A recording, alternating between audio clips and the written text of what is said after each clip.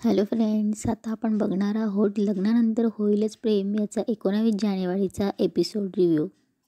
कालच्या एपिसोडमध्ये आपण बघितलं पिहू जीवा आणि काव्याला विचारते, तुम्ही दोघं ओळखतात का एकमेकांना? तेव्हा जीवा हो म्हणतो. तेव्हा जीवा बोलतो, अगं काय आहे, पारदादाची होणारी बायको आहे ना नंदिनी, तिची ही सख्खी बहीण आहे आणि आम्ही त्यांच्या घरी गेलो होतो ना तेव्हा ओळख झाली. सो काव्या, आत गजरे ठेवले, मोगरा जाई जुई आठवणीने, अबोली नाही आहेत तेवढा, पण तुम्हाला मोगरा आवडतो ना, राईट? तेव्हा काव्या थोडीशी गोंधळते. तेवढा जीवा बोलतो, पिहू तुला फोटो नाही काढायचे आहेत का? मग जा लवकर, नाहीतर एकाही फोटोमध्ये तू दिसणार नाहीस आणि मग मला नंतर बोलू नकोस. तेव्हा पिहू गेल्यावर जीवा काव्यावर अत्तर ओरडतो. तेव्हा काव्या बोलते, जीवा तू ना काहीतरी गोंधळ घालणार आहेस. तेव्हा जीवा एक गुलाबाचं फूल काढून काव्याकडे देतो आणि बोलतो, देऊ की केसात माळू? इकडे आरूची मैत्रीण बोलत असते की आरू, मला असं वाटतंय हा आपला पाठलाग करत इकडे मुद्दाम आपल्याला त्रास द्यायला आलाय. मी काय म्हणते, आपण ना काव्यालाच जाऊन सांगूया, तीच सरळ करेल याला. इकडे जीवा बोलतो, मी ना गुडघ्यावर बसून सरळ प्रपोजच करतो. तेव्हा काव्या त्याला उठवते आणि बोलते, काय करतोस, कोणी बघितलं तर माहिती आहे का काय होईल? लगेच जीवा बोलतो, माहिती आहे ना, हेच तुझासुद्धा साखरपुडा आणि लगेच लग्नही होईल.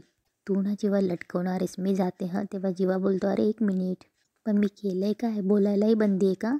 तेव्हा काव्या हो बोलून निघून जाते. इकडे आरू आणि तिची मैत्रीण काव्याला फोन लावते, हॅलो काव्या, पटकन बाहेर ये ना. तेव्हा आरू बोलते काव्या आल्यावर, अगं तो कॉलेजमध्ये ना त्रास देणारा नालायक मुलगा पाठलाग करत इथपर्यंत आला आहे. तेव्हा काव्या बोलते, इथे काय संबंध? तेव्हा आरू बोलते, मला वाटतं तो इथे तमाशा करायला आला आहे. तेव्हा आरू बोलते, तो एक नंबरचा आगाऊ मुलगा आहे गं, तू त्याच्या कानाखाली मारली होतीस ना, तेच खरं होतं. काव्य बोलते, तेच परत एकदा करायची वेळ आली आता, कुठे आहे कुठे तो? तेव्हा आरू घेऊन जाते. तेव्हा काव्य बोलते, काय कुठे येतो? तेव्हा आरू बोलते, इथेच होता. तेव्हा काव्य बोलते, आरुषी यार. तेव्हा आरूला तो दिसतो आणि आरू बोलते, हे बघतो. तेव्हा काव्य त्याच्याकडे बघते आणि जायला निघते. तेव्हा काव्य त्याच्याजवळ येते आणि बघते तर काय, तो जीवाशी बोलत असतो. काव्य शॉक होते आणि बोलते, जीवाशी का बोलतोय? आणि बोलते, विचारते त्याला आणि म्हणून पुढे येते आणि युगला हात लावते. युग मागे बघतो तेव्हा युगला सगळं आठवतं की काव्याने कसं आपल्या कानाखाली वाजवली होती. तेव्हा युग आरूकडे बघतो आणि त्या दोघींकडे रागाने बघायला लागतो. तेव्हा जीवाही त्यांच्याकडे बघतो. तेव्हा काव्या बोलते, युगला, तू काय करतोयस रे इकडे? तेव्हा जीवा बोलतो, काय करतोयस म्हणजे? अगं सक्का लहान भाऊ आहे तो माझा. तेव्हा काव्य आणि आरू शॉक होतात. तेव्हा जीवा बोलतो, युगंधर, युग, आता आमच्या दादाचा साखरपुडा आहे म्हटल्यावर हा इथेच असणार ना. तेव्हा जेव्हा काव्याला बोलतो, तू ओळखतेस का याला? तेव्हा काव्य गोंधळते आणि बोलते, हो नाही, म्हणजे मला वाटलं. तेव्हा आरू मनात बोलते, आता हा इडियट युग घरी मारलं कॉलेजला मारलं होतं ते घरी सांगतो की काय? आमच्यामुळे ताईला सासरी प्रॉब्लेम नको. तेव्हा जीवा बोलतो, ओके मी इंट्रोड्यूस करून देतो. बरं युग, या दोघी नंदिनीच्या बहिणी आहेत, ही काव्या आणि ही. तेवढ्यात काव्या बोलते, आरुषी. तेव्हा त्या दोघी युगला हाय करतात. युग पण त्यांना हाय बोलतो. तेवढ्यात जीवा बोलतो, अरे तुला मी मागे म्हटलं नव्हतं का, कॉलेजला एक त्रास देणारा मुलगा आहे, तो या हिलाच त्रास देत होता. तेव्हा जीवा बोलतो, फेमस असणार आहे हां तो टोनगा. तेव्हा जीवा युगला म्हणतो, तू बोललायस का त्याच्याशी? तेव्हा युग बोलतो, अरे अजून भेटलो नाही, पण भेटेल लवकरच. तेव्हा जीवा बोलतो, बरं आरुषी, हे बघ, कॉलेजमध्ये काहीही लागलं ना तर इथे युगला सांग, युग चांगला सरळ करेल त्या मुलाला. तेव्हा युग त्या दोघींकडे बघतो आणि बोलतो, सवालच नाही. तेव्हा काव्या बोलते, ओके देन, आम्ही आहोत ताईपाशी. तेव्हा जीवा बोलतो, यस कूल. तेव्हा त्या दोघी गेल्यावर जीवा युगला म्हणतो, छान आहेत ना त्या? आरुषी तुझ्याही कॉलेजमध्ये आहे, तुझ्याच कॉलेजमध्ये आहे, तुझीही छान फ्रेंडशिप होऊ शकते. तेव्हा युग रागाने बघतो. तेव्हा जीवा त्याला बोलतो, अरे रागाने काय बोलतोयस, मी सहज म्हटलं. तेव्हा युग तिथून निघून जातो. तेव्हा जीवा बोलतो, अरे हा असा काय, हा युग म्हणजे ना कॅरेक्टर आहे कॅरेक्टर, जर ना हसून बोलला असता, पण नाही. अरे सगळे धडे ना मलाच द्यावा लागणार आहे, याला पण आणि त्या मोठ्याला सुद्धा. किती काम आहे यार, म्हणून जीवा तिथून निघून जातो. इकडे पार्थ कोणाशी तरी वरती बोलत असतो. तेवढ्या तिकडनं नंदिनी येते. तेव्हा नंदिनीला कोणीतरी खुणवतं की वरती पार्थ आहे म्हणून, आणि ते दोघं एकमेकांकडे बघतात. नंदिनी तिकडे जाऊन सोफ्यावर बसते. परत नंदिनीला कोणीतरी पार्थला दाखवण्यासाठी खुणवतं. तेव्हा नंदिनी लाजते. तेव्हा एक मैत्रीण नंदिनीला बोलते, अगं किती लाजतेस, बघ ना त्यांच्याकडे. तेव्हा पार्थ तिथे येतो आणि बोलतो, हाय, तुम्ही ज्याची मस्करी करताय तो मीच, पार्थ. तेव्हा नंदिनीची एक मैत्रीण म्हणते, काय ओ जिजू, चेष्टा तुमची नाही हिची करत होतो. सांगत होतो की जर आता लग्न ठरलंय, थोडा सिरियसनेस सोडा, मजा मस्तीचे दिवस आहेत, थोडा धमाल करा. काय? तेव्हा नंदिनी बोलते जरा गप्प बस, मार खाशील आता. तेव्हा नंदिनीच्या मैत्रिणी बोलतात बोला तुम्ही, आम्ही आहोत. नंदिनी थांब म्हणून खुणवत असते. तेव्हा त्या मैत्रिणी बोलतात अगं बोला. तेव्हा मैत्रिणी गेल्यावर पार्थ नंदिनीला बोलतो बसा ना. तेव्हा पार्थ नंदिनीला बोलतो तुम्ही खूप छान दिसतायत. तेव्हा नंदिनी थोडी लाजते आणि मग बोलते काव्य आणि आरू खूप रुळलेत तुमच्या फॅमिलीमध्ये. तेव्हा पार्थ बोलतो लग्नात तर खूप मस्ती करतील, आमचा जीवा पण खूप खोडकर आहे. तेव्हा एक फोटोग्राफर येतो आणि बोलतो सर एक फोटो प्लीज, आणि तो दोघांचा फोटो काढतो आणि त्यांना सांगतो जरा एकमेकांच्या जवळ बसा ना, आणखी एकमेकांच्या जवळ बसा ना. ते थोडे ऑकवर्ड होतात. फोटोग्राफर गेल्यावर परत थोडे थोडे बाजूला सरकतात. तेव्हा पार्थ नंदिनीकडे बघून म्हणतो आपण आज बोलतच नाही आहोत. तेव्हा नंदिनी बोलते हो, कधी कधी न बोलणंसुद्धा हे एक बोलणंच असतं. तुमचं बोलणंच एक कविता आहे असं म्हणणार होतो मी, पण.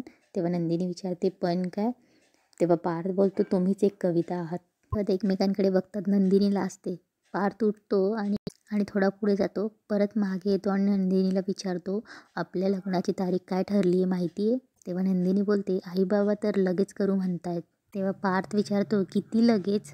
इकडे नंदिनीचे बाबा शारदाला बोलतात शारदा तुझे आई आणि बाबा आलेत, दादा आलेत. तेव्हा शारदा बोलते बरं झालं साखरपुड्याबद्दल लेट सांगितलं म्हणून येत आहेत की नाहीत मला टेन्शन होतं. तेव्हा ते दोघं येतात. त्यांना त्यांची आई दिसते. शारदा आणि धनंजय आईचा पाय पडतो. दादाकडे रुसलेला बघतात ते. तेव्हा आई शारदाला खुणवते की त्याच्याकडे बघ तो फुगून बसला आहे. तेव्हा ते दोघं बोलतात दादा नमस्कार करतो. तेव्हा शारदाचा भाऊ बोलतो पाया पडायचे नाटकं कशाला ही आता? तेव्हा शारदा बोलते असं काय करतोस दादा? तेव्हा शारदाचा भाऊ बोलतो तू एक शब्द बोलू नकोस. परस्पर लग्न ठरवून मोकळी झाली. लग्न ठरवताना वडीलधारी माणसं नकोत, मामा नकोत. परक्यासारखं आदल्या दिवशी आमंत्रण दिलं साखरपुड्याचं, तेही फोनवरून. रीत भात सगळं गुंडाळून ठेवलंयस तू. त्यावर शारदा बोलते दादा असं नाही आहे रे, मी तुला फोनवर सांगितलं होतं ना. किती घाई गडबड झाली ती. तेव्हा धनंजय पण येतो. दौलत दादा हात जोडतो चूक झाली, आमची चूक पदरात घ्या आणि चला बरं, उगाचच आमच्या व्याह्यांच्या इथे वाद नको. तेव्हा विक्रम धनंजयला शोधत शोधत येत असतो. तेव्हा शारदा पण बोलते हे बघ दादा दोघीकडचे पाहुणे असताना इथे गोंधळ नको. तेव्हा दौलत बोलतो गोंधळ? अजून मी गोंधळ घातलेलाच नाहीये, पण आता नक्की घालणार आहे. तेव्हा शारदा बोलते दादा पाया पडते, जे काही रागवायचं ना ते मला रागव, हवं तेवढं बोल मला, पण नंदिनीच्या साखरपुड्यामध्ये तमाशा नको रे. तेव्हा दौलत बोलतो तमाशा? मी तमाशा करतोय? जिथे मान नाही ना तिथे पाऊल पण ठेवत नाही हा दौलतराव. आई म्हणाली म्हणून मी इथं आलोय, नाही तर पाऊलही टाकलं नसतं मी. इकडे आरुषी आणि काव्या युग जवळ येतात. तेव्हा काव्या युगला बोलते युग आपल्यात जे काही झालं ते आपण विसरून जायला हवं.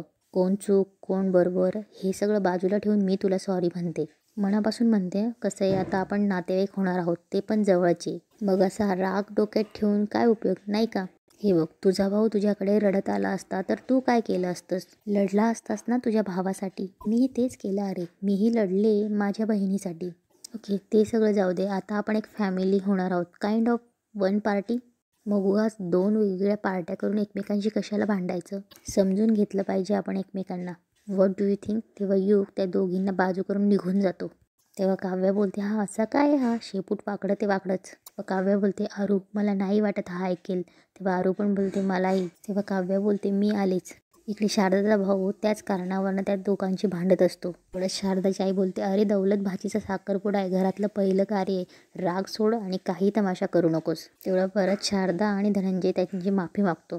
तेव्हा दौलत बोलतो माझी माफी मागून काही होणार नाही, मी आज ठरवूनच आलोय, जे होईल ते होईल, पण मी आज शांत बसणार नाही. इकडे पार्थ आणि नंदिनी बोलत असते, तिथे काव्या पण असते. तेवढ्यात आरू पण तिथे येते. तेव्हा आरू नंदिनीला बोलते ताई अगं दौलत मामा आलाय, मामाबरोबर आजीही आली.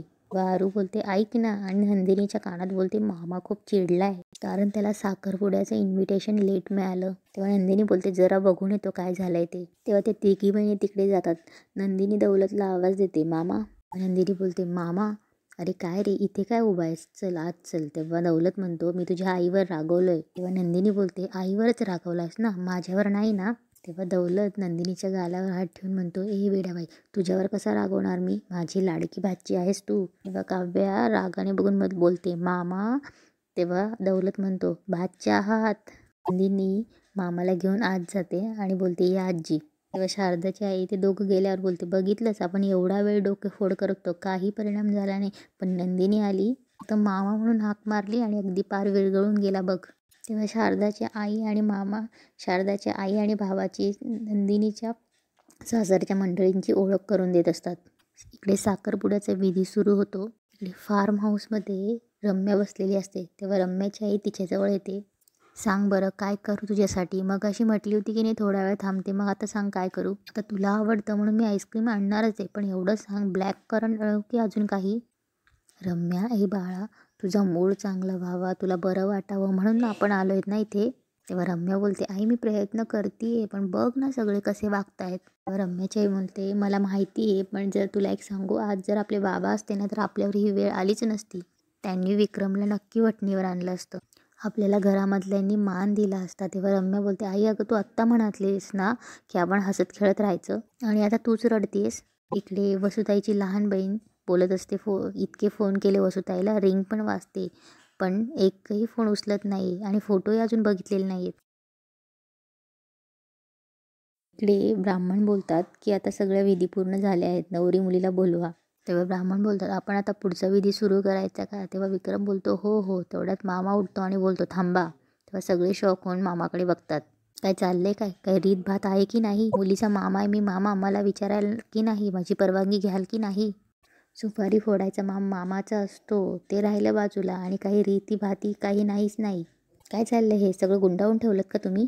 तेवढ्यात तिथे शारदा येते. तेव्हा मामा बोलतो, तू एक शब्दही बोलू नकोस. तेव्हा धनंजय बोलतो, दौलतराव. तेव्हा विक्रम पण तेथे येतो आणि बोलतो, दौलतराव नाही, माफ करा, म्हणजे काही चुकलं असेल आमचं तर माफ करा.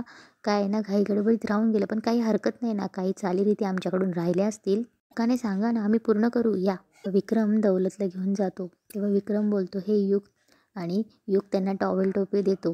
तेव्हा विक्रम मानाने दौलतरावांना टॉवेल टोपी घालून मानाने नारळ देतात आणि बोलतात, दौलत मामा हे घ्या. तेव्हा विक्रम म्हणतो, बरं का दौलत मामा, ही तुमची भाची नंदिनी आमच्या मुलासाठी, पार्थसाठी मागतोय तुमच्याकडे. काळजी करू नका, आम्ही व्यवस्थित सांभाळू तिला. तेव्हा पटकन हो म्हणा आणि साखरपुड्यासाठी परवानगी द्या. तेव्हा दौलत मामा सगळ्यांकडे बघतो आणि बोलतो, मला तर खूप राग आहे, लग्न ठरलं तर एका शब्दाने विचारलं नाही मला. तेव्हा दौलतची आई बोलते, दौलत अरे हे सगळं विचारायची वेळ नाही आता. त्या बिचाऱ्या मुलांना फक्त तुझा आशीर्वाद हवाय. आता व्याह्यांनी मानपान केलाय ना तुझा, मग सगळं सोडून दे बरं, शांत हो. तेव्हा दौलत बोलतो, ठीक आहे, या साखरपुड्यासाठी माझी पूर्ण परवानगी आहे आणि आशीर्वादही. तेव्हा सगळे टाळ्या वाजवतात. या जावई बापू या, माझी लाडाची गुणाची भाजी देतोय तुम्हाला, नीट सांभाळ करा तिचा. तेव्हा पार्थ बोलतो, हो मामा. आणि दौलत पार्थला घड्याळ गिफ्ट करतो आणि बोलतो, ही माझ्याकडून छोटीशी गिफ्ट तुम्हाला. तेवढ्यात ते ब्राह्मण बोलतात, आता नवरी मुलीने बसून घ्यावं. इकडे रम्याची आई रम्याला सँडविच खाऊ घालत असते आणि वसुमावशीची छोटी बहीण फोन करत असते. तेव्हा शारदा दौलतकडे येते आणि बोलते, काय रे दादा, पार्थसाठी एवढी गिफ्ट घेऊन आला आणि कशाला येणार नाही म्हणून नाटकं केलीस रे? नाही, तुझ्यावर तर माझा राग आहेस, पण तुझी गोष्ट वेगळी, नंदिनीची गोष्ट वेगळी. मला माहीत होतं नंदिनी मला बोलवायला येणार. नंदिनी मला लेकीसारखी, लाडाची लेक आहे ती माझी. नंदिनी मन जोडणारी, कुटुंब जोडणारी मुलगी. तुझं तर मी ऐकलंच नसतं, पण तिचं ऐकणार नाही असं नाही होणार. माझं तर आहेच आहे, पण त्या शंकरचा पण आहे. तेव्हा शारदा बोलते, अरे मी काढेल त्याची समजूत. तुझ्या बादच्या जसं तुझं ऐकतात तसं मी पण काढेल त्याची समजूत. ते ब्राह्मण बोलतात, आता नवरी मुलीला मानाची साडी द्या. तेव्हा मानिनी नंदिनीला साडी देते आणि बोलते, शारदा वहिनी लेकीला मानाची साडी देते बरं का, आणि बोलतात, नेसून येशील? नंदिनी साडी नेसायला जाते. व ब्राह्मण बोलतात, नंतर आता मुलगा मुलगी एकमेकांना अंगठी घालू शकतात. मानिनी बोलते, पिहू बघ जरा वहिनी रेडी झाली का? तेव्हा नंदिनी साडी घालून तेथे येते. पार्थ आणि नंदिनी एकमेकांकडे बघत असतात. वसुताईची बहीण त्या दोघांना बघून म्हणजे आत्ता वसुताईला मोक्याचे फोटो पाठवते. इकडे इकडे रम्याला तिची आई भरवत असते. हे उरलेलं सँडविच संपवायचे म्हणून वसुताई रम्याला बोलते, मी आलेच. तेव्हा रम्याचं लक्ष फोनकडे जातं. तेव्हा रम्या बोलते, आई, आणि फोन उचलून बोलते, मंजू मावशी. फोन ओपन करून बघते तर फोनमध्ये पार्थ आणि नंदिनीचे फोटो असतात. तेव्हा रम्या शॉक होऊन सगळे फोटो बघत असते आणि बोलते, पार्थचा साखरपुडा करतायत ही लोक. आणि उठून बोलते, नाही, पार्थ माझा आहे, त्याचं लग्न माझ्याशीच व्हायला हवं. आणि बोलते, नाही, मी हा साखरपुडा होऊ देणार नाही. तो फोन फेकून देते आणि जोरात ओरडते, आई. तेवढ्यात वसुमावशी येते आणि बोलते, रम्या काय चाललंय तुझं, का तोडफोड करतेस? तुला माहिती आहे का काय झालंय तिकडे? आई ये इकडे. आणि फोन घेऊन सगळे फोटोज वसुमावशीला दाखवते, बघ. आणि बोलते, माझ्या पार्थचा साखरपुडा करतायत ते, आणि त्या नंदिनीशी. आई तुला माहिती होतं ना हे, म्हणून तू मुद्दाम मला इथे घेऊन आलीस. अगं माझं ऐकून घेणार रम्या, मी फक्त आई तुला माहिती होतं ना. अगं पण फक्त साखरपुडाच झाला आहे, लग्न झालं नाही अजून. तेव्हा रम्या बोलते मग मी काही लग्नापर्यंत वाट बघू का. तेव्हा रम्या बोलते तू काहीच नको करू आई, तू काय करणार आहेस बघ आता मी काय करते. आणि रम्या काडीपेटी आणि एक रॉकेलचा कॅन घेते. तेव्हा रम्याची आई तिला खूप समजवण्याचा प्रयत्न करते की नको रम्या, ऐक तो कॅन दे. रम्या घरात जाऊन दरवाजा लॉक करते. तेव्हा रम्याची आई बोलते रम्या प्लीज बाळा असं काही करू नको. तेव्हा रम्या बोलते आई मला माहिती आहे आता लग्न कसं थांबवायचं, बघ मी आता काय करते. आणि दरवाजा लावून घेते. इकडे साखरपुड्याची तयारी चालू असते. काव्य तिला चिडवत असते ताई अडकलीस हां आता तू. रम्या चिडवत असते आता आमच्या ताईला काही विचारायची सोय नाही बाबा, आता आम्हाला एकच उत्तर मिळेल, पार्थला विचारून सांगते. तेव्हा सगळे हसायला लागतात. तेवढ्यात जीवा तिथे येतो आणि पार्थच्या खांद्यावर हात ठेवून बोलतो ॲक्च्युली नाही, हल्ली सगळं उलट झालं आहे आता. पार्थ दादा म्हणणार आहे की नंदिनीला विचारून सांगतो. हं युग पण बोलतो दादा मी युग का नाही तर वहिनी आल्यावर आम्हा सगळ्यांची ओळख विसरशील. तेव्हा पार्थ बोलतो नाही विसरणार तर आहेच आहे, पहिले तुम्हाला पॉकेट मनी देण्याचं विसरणार आहे. तेव्हा अंगठी घालण्याचा विधी सुरू होतो. तेव्हा पार्थ स्टेजवर असतो. रम्या पार्थला सारखी कॉल करत असते. पार्थ फोनकडे कंटिन्यू बघत असतो आणि फोन कट करून खिशात ठेवतो. नंदिनी बोलते काय झालं, नाही काही महत्त्वाचं असेल तर घ्या ना फोन. तेव्हा पार्थ बोलतो नाही आता सगळ्यात महत्त्वाचं हे. इकडे रम्या परत कॉल करत असते. तेव्हा रम्या विक्रम मामाला कॉल करते. तेव्हा विक्रम बोलतो मी आलोच. तेव्हा पार्थ बोलतो बाबांना येऊ द्या आणि नंदिनीला सॉरी बोलतो. तेव्हा रम्या व्हिडिओ कॉलवर विक्रमशी बोलते बाबा तुम्हाला माझ्या आयुष्याची आणि भावनांची काहीच कदर नाही आहे ना. मी इतक्या वेळा सांगितलं तरीही तुम्हीसुद्धा नंदिनीचा त्या पार्थशी साखरपुडा करतायत. मी फोनसुद्धा केला होता त्याला, तो माझा फोनसुद्धा उचलत नाही मामा. रम्या बोलते हे बघ मामा आत्ताच्या आत्ता पार्थ माझ्याशी बोलला नाही ना तर हे पेट्रोल मी अंगावर टाकून पेटवून घेईल स्वतःला. तेव्हा विक्रम बोलतो ए रम्या असा मूर्खपणा करू नकोस तू, 1 मिनिट थांब मी पार्थला बोलवतो. इकडे ब्राह्मण बोलत असं मुलींचा अंगठ्या घालण्याचा कार्यक्रम उरकवून घेऊया का. तेव्हा धनंजय बोलतो गुरुजी आपण जरा थांबूया, विक्रमला येऊ द्या. तेव्हा जीवा बोलतो दादा जरा कळ काढ, थोडा इंतजार कर. इकडे विक्रम घाईघाईत पार्थला बोलवायला जातो. हे सांगतो की पार्थ रम्याचा फोन आहे, सिच्युएशन जरा क्रिटिकल आहे, तुला बोलावं लागेल. तेव्हा पार्थ बोलतो 1 मिनिट हां मी जाऊन आलो. तेव्हा मानिनी बोलते अहो काय झालंय सांगा तरी. काही नाही साईटवर जरा सिरियस इश्यू झालाय, आलो पटकन आलो. तेव्हा पार्थ एक्सक्यूज मी हां आलो सॉरी बोलून जातो. तेव्हा पार्थ बोलतो काय झालं बाबा. तेव्हा विक्रम बोलतो अरे ही मुलगी बघ ना स्वतःला जाळून घ्यायला निघाली, बोल तिच्याशी बोल. रम्या काय वेडेपणा लावलाय हां, हे बघ टोकाला जाऊ नकोस ना. तेव्हा रम्या बोलते तूच आणलंयस मला टोकाला, अरे किती जीव लावला होता मी तुझ्यावर, तू माझं प्रेम लाथाडलंस. मला वाटलं होतं आई आणि मामा तुझ्याशी बोलून तुझं मन बदलतील, पण नाही तुला त्या नंदिनीशीच साखरपुडा करायचा आहे, लग्न करायचं आहे. हे बघ पार्थ तुला माझ्याबद्दल थोडीशीही काळजी वाटत असेल ना तर आत्ताच्या आत्ता इथे फार्म हाऊस रे. नाहीतर आणि रम्या पेट्रोलचा डब्बा त्याला दाखवते. तेव्हा विक्रम बोलतो काय करायचं आता, हिने असं करून घेतलं तर. तेव्हा पार्थ बोलतो बाबा रिस्क घ्यायला नको, मी फार्म हाऊसवर जाऊन येतो. विक्रम बोलतो अवघड आहे, दोन्ही बाजूने अवघड आहे. बरं ठीक आहे तू जा, वेळ नाही आपल्याकडे, सिच्युएशन क्रिटिकल आहे, तू जा. तेव्हा पार्थ जायला निघतो. तेवढ्यात धनंजय तिथे येतो. अरे पार्थ, जीवा पण बोलतो दादा. पार्थ साखरपुड्यातून निघून जातो. सगळे बघायला लागतात आणि तिथेच एपिसोड संपतो.